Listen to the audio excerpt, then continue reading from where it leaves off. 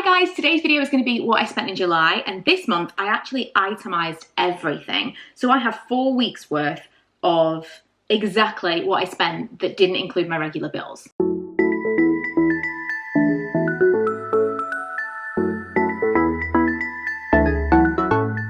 So first of all, a couple of things. When I say regular bills, these are things that are changeable. So there are still things in here, there are still things like within my bills that wouldn't be like standard bills, things like my phone bill, things like extra stuff to do with my blog, like hosting, that kind of thing, Apple Music, those are kind of direct debits that are regular, they're already within my budget, and so I'm not including those. But maybe in the future we could talk a little bit about what my direct debits are like that are not essential. I think maybe in the future we may do that, but this is just stuff that is changeable or stuff that I am physically paying that potentially differs week to week. So, another thing is this is a 4-week period because I get paid 4 weekly, and so it's not necessarily the entire month of July, but this is like from pretty much the last week in June to now. So you're going to be wondering why, because obviously we're a week ahead of it actually being the end of July, but in my month cycle, we're a month ago that we did this before. I'm going to give you the total. I'm kind of shocked, even though I've been writing this down, even though I've been itemizing this, I am truly shocked by the total, but I'm more shocked by the total per week. So the entire total is £723. That is considerably more than I expected. I would say very little of this was my own. I'd said to myself that I had a £100 budget to spend on non-essential things for myself. And I don't think that I went over that, but I wrote down everything. So I wrote down any kind of additional snacks, any takeaways, everything. So some of this stuff maybe didn't need to be included, but I'm kind of shocked by the changeable things that have gone out, have added up to £723. I'm not sure how this has happened. So week one, let's just start at the beginning. It's a very good place to start. Week one, as the shop cost me £65. A couple of people have asked me in the past about how Lee and I do money. So we have a joint account because obviously the house we live in right now, I purchased with my parents. And so we have a joint account for bills. Previously, I paid some of the bills, Lee paid some of the bills. It all worked out kind of even. But I think that's what we're going to do moving forward, is we will continue to have this joint bills account. That's what I did a long time ago with my first husband, and it works really, really well. I don't want a joint account. I'm not interested in that. I know it works for some people, not interested. My husband's money is his money. My money is my money. I have no interest in having a joint account of any kind. So what we do is things that are changeable, like for example, the food shopping or the childminder, we trade off. So 1 week I pay, the next week he pays. And then when it comes to things like dinner out and stuff like that, sometimes he pays, most of the time. Sometimes I pay. So Asda, that week was my week, and that was £65. That's kind of an average weekly shop for us. And then if we need anything in the week, we can get it. It doesn't happen often. And then at the weekend, we tend to eat out or have a takeaway. So £65, childminder costs £35. I've paid the childminder throughout the lockdown, but Milo has started going back to his childminder now. And now that it's summer, we'll be paying, I think it's more like 111, something like that, per week. And he's not going to be going all of the time that he would have gone, but he is going to be going while I'm working a little bit of the time. So he's kind of like, he's going reduced hours, but I'm paying the same as what we would have if he was going full time.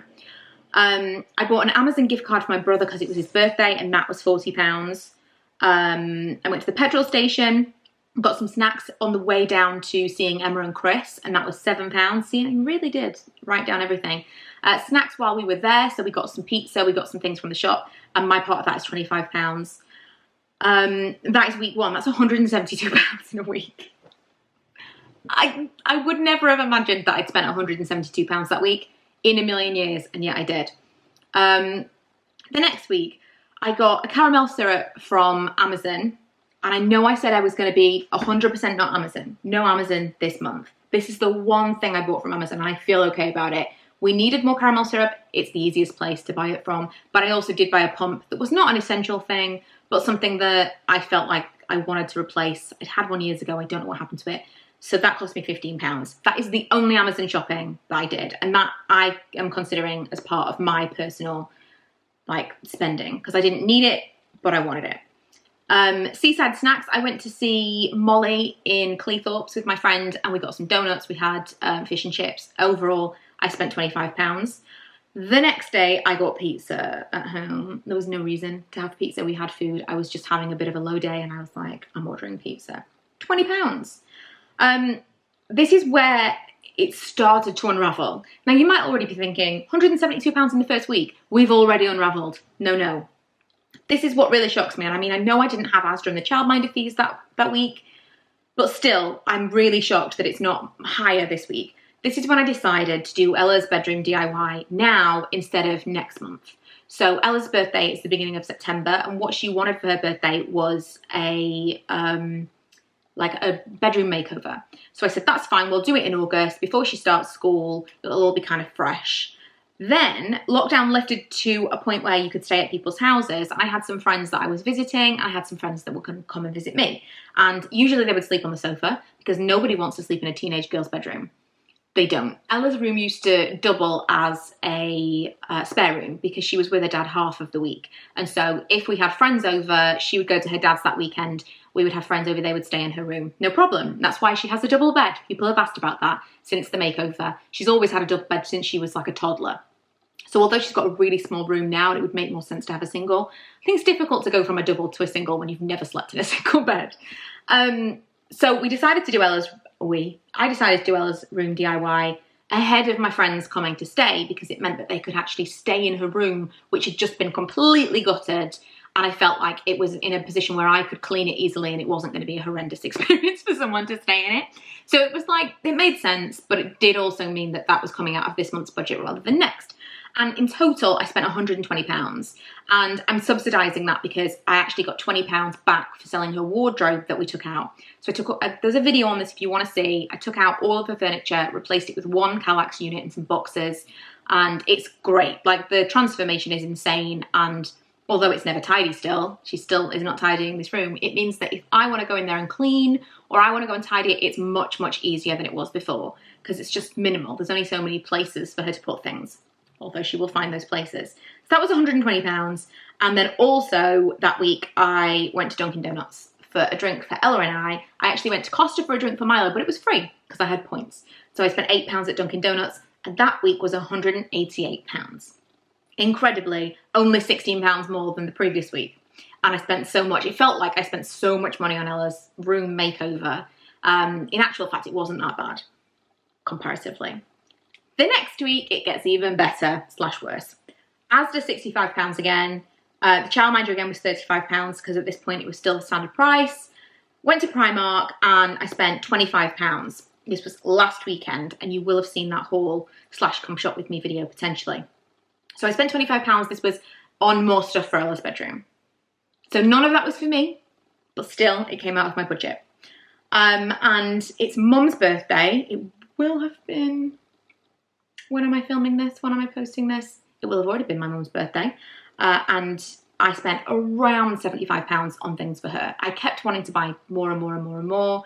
It's very difficult with our current living situation. We don't want to buy each other things that are just going to be kind of around the house things. And my mum is not someone who appreciates like massive, like financial gifts, if you know what I mean. Like she would rather have a bunch of flowers than an actual like expensive present. But it was her 60th birthday and I wanted to get her something that might be significant and I really, really struggled with this one. I don't know whether or not I'm going to share what I bought. It's not significant. It's not 60th birthday kind of stuff, but it's stuff that I think she will really like, stuff that she wouldn't have purchased for herself, but just a couple of things, really random things, but I think she'll like them, hopefully. So around £75 I spent on my mum's birthday, and that week was £200. It's climbing. It is climbing.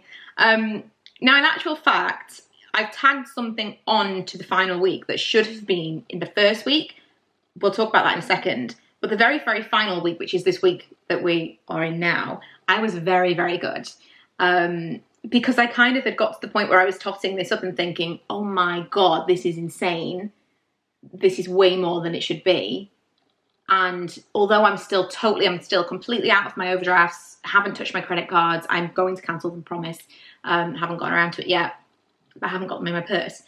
I I feel good about my personal spending and the fact that I am still somewhat in my budget because I've not gone overdrawn or anything like that. I was hoping to save more money than I did this month.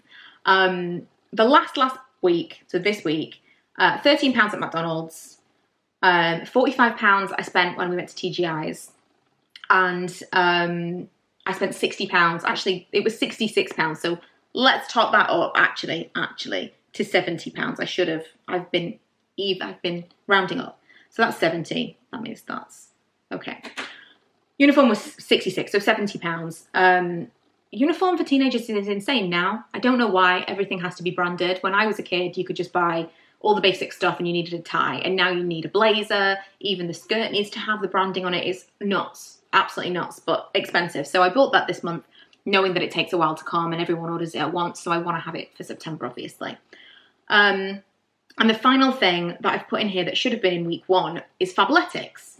You may remember in last month's video in the update, I told you that I was giving myself £100 to spend and £45 of that was going out for Fabletics, and my plan was to keep it for 1 more month and then cancel it because I wanted to be able to share with you guys the full experience of keeping the subscription, what it's like, what you're actually offered, how easy it is to skip a month, all of that stuff. And then when it came to it, I thought I don't want any more stuff from Fabletics. So I tried to skip the month. I thought I'd skipped the month. I hadn't. Tried to cancel it.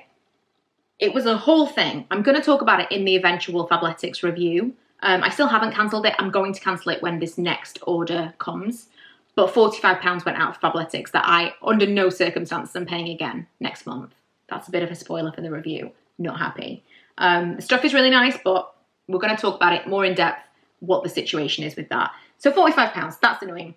So then the total actually for that month, for that week is 173, which actually brings the total to 733, not 723. It's so much money. It is so much money, and so much of that could be avoided.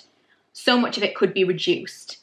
Obviously, the birthday stuff, difficult to avoid. Everything happened in 1 month. It was like the end of June, the end of July, and the September one early. That's tricky. It's Emma's birthday next month. It's my dad's birthday at the beginning of September as well. After that, I don't have anything birthday-wise for a little while.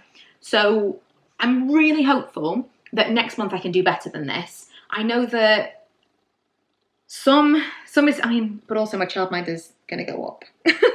I'm looking at it like, no, I could have saved so much money, but now maybe not. The uniform I won't have to pay for. I can eat out a lot less. Well, that's difficult now. Things are finally opening. It feels really exciting to eat out more. The Fabletics I won't have. We'll see how this goes. But I just wanted to share with you an actual detailed thing by thing, itemized list of exactly what I had spent. It is definitely interesting. It's eye-opening. If you are looking to save some money, if you are looking to change the way that you feel about your own finances and your budget, I can't recommend this enough because this is like super, super shocking. Many times I've sat down and done my budget for my regular direct debits, the things that I'm expecting to go out. I haven't done this before. And this was, I really am surprised. It's just the little things that really add up, like the little takeaways, the little pop into the shops to get this.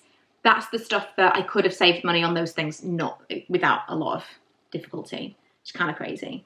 Really annoying. Anyway, the other thing that I wanted to mention, because people ask me as well about saving money, and coming from a not natural saver, an unnatural saver, someone who wants to spend and finds it really difficult to save, one of the ways that I used to do it is to, every single time I went to the cash machine, let's say to pay the childminder or to get my nails done. Geez, I'm having that done as well. Oh no. I'm having my hair done, Ella's hair done, part of her birthday thing, and my nails done this month. Okay, we'll talk about that next month. Anyway, whenever I would get cash out, I would take out like an extra 10 or 20 pounds. And the reason I did that was I felt like 10 or 20 pounds you could spend on nothing without even thinking about it. I've just shown you how this is possible.